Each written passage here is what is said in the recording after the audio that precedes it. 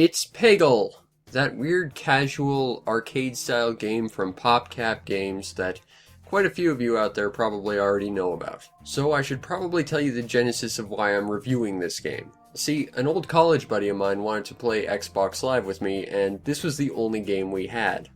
And while I completely refused to do anything with this game at that point, well, then I made this shot.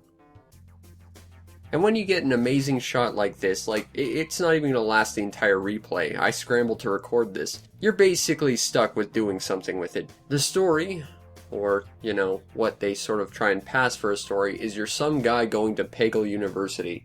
So go join a Peggle Master, play 5 of their courses, hoping to tutorialize yourself on their special ability, then move on to the next Peggle Master, do 5 more levels until you've knocked out all the Peggle Masters.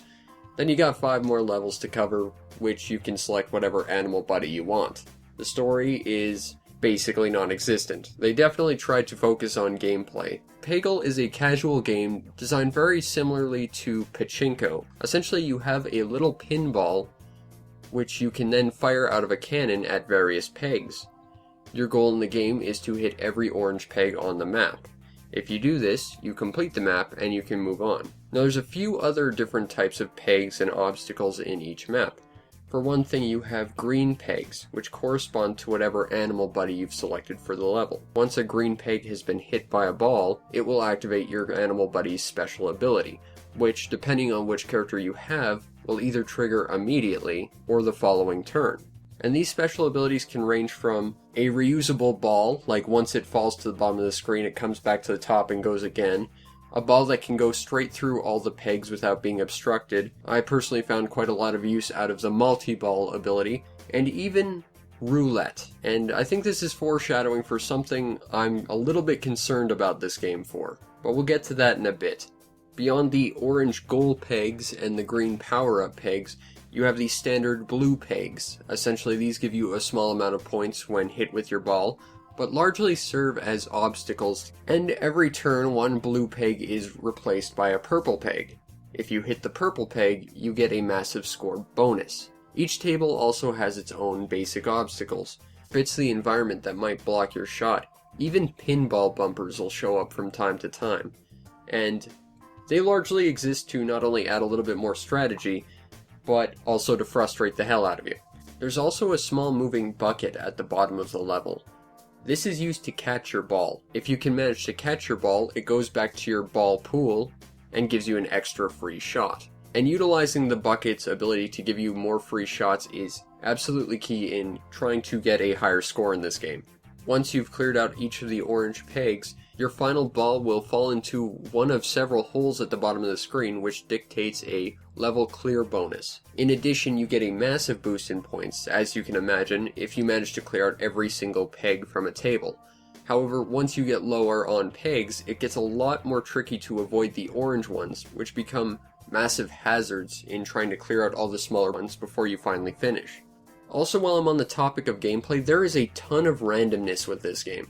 Like, even with the Unicorn's special ability of judging your shot to a further extent, it still feels like after the first bounce, where your ball goes is completely random. In addition, where each individual color of the peg is placed is random each time. So resetting it could mean that directly in front of you, well, now there's 2 green pegs, next time 2 blue. The fact that it's wholly random could mean that clearing a level could be very easy or very much stacked against you. And that's the thing about adding randomness to a game. It definitely takes away from the fun, I feel. The overall presentation of Peggle is pretty high quality. The visuals are bright, colorful, cheery, and relatively detailed. Each and every individual Peggle animal buddy has its own set theme and aesthetic for its tables, and it works out well. The audio design is a little bit mediocre though. The music is largely forgettable, with the exception of a few classical pieces, such as the Ode to Joy being played once you manage to finish a table. And I'm not gonna lie, that does make clearing each table really satisfying. So it's a nice touch, but largely the audio is completely forgettable. And now I guess I should talk about the giant elephant in the room, at least with me. And that is, I have some concerns about this game's message. I mean, the game itself feels very heavily based on Pachinko, yeah? And it includes bright and colorful characters, which may help flesh out the design and overall personality of the game, but it feels like it's trying to be marketed directly towards children. Now, I know that doesn't seem like all that big a concern, but the thing is, like Pachinko, this game is very much based on the addictive qualities of gambling, very similar to, say, a slot machine. Essentially, when you succeed, they give you bright lights and colors and tell you you did a good job, and when you fail, they encourage you to try again, put in another quarter. Now, the nice thing is, this game does not charge you money to take extra turns and stuff, but the fact that it seems to be based very heavily on concepts revolving around getting people to gamble, and it feels like it's being targeted towards children, is kind of concerning. I mean, it reminds me of those old Super Famicom Pachio-kun games, which were, well, pretty much exactly this, actually. They were pachinko games with an anthropomorphic pachinko ball, trying to entice kids to learn how to play pachinko so that when they got older they could gamble. But unlike Pachio-kun, which was very, very blatant in what it was trying to do, this one's not as upfront about it. And maybe it's because it's not trying to be and I'm just overanalyzing it. This is something that did concern me, especially after playing, because, well, case in point, when I started playing this with my buddy, it was 11 p.m. When we stopped, it was about 5:30 a.m. Yeah. This game is addictive, and not really because it's all that interesting a game, not because it's all that super well designed, just because it feels like it was engineered to be addictive. Now, if you want this game, it's not very expensive. You can pick it up on pretty much every digital distribution service this side of the internet. I'm pretty sure there's a Steam version, pretty sure there's an iOS version, there's a DLC pack available which gives you more levels, positive there's a sequel, so it gives you plenty of Peggle to play, and that is really hard to say. But is this game really wholly good? I don't think so. Because I think at the end of the day, this game tries to utilize the same concepts that a slot machine would to be entertaining. Gives you bright lights and colors and gives you a pat on the back when you did well.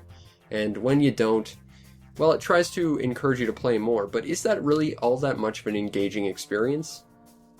Not really. I'd say this game is good as a junk food game. If you just want to kill time, hang out on the couch and just play with a friend just to kill time or whatever, then yeah, I suppose in that respect it's a solid game. But beyond that, it's not much more than a time waster. It's a quality time waster, but it's not all that engaging. It doesn't really have much of a story or anything to tell you, and it's largely based on randomness, which can ultimately mean it's going to either be very fun for you or very boring, just depending on how the RNG wants to treat you. And that's not really the most quality way to make a game. So ultimately, while it's very addictive and can eat a lot of your time away, I'm not going to recommend Peggle. Mainly because it just doesn't feel like it's all that interesting as a game. As a time waster, sure. As a game, no.